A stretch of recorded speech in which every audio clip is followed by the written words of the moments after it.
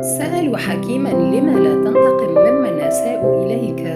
فقال: هل من الحكمة أن أعض كلبا عضني؟ فكما قال الإمام الشافعي من موسوعة الشعر العربي: أعرض عن الجاهل السفيه، فكل ما قاله هو فيه. ما ضر بحر الفرات يوما وجود بعض الكلاب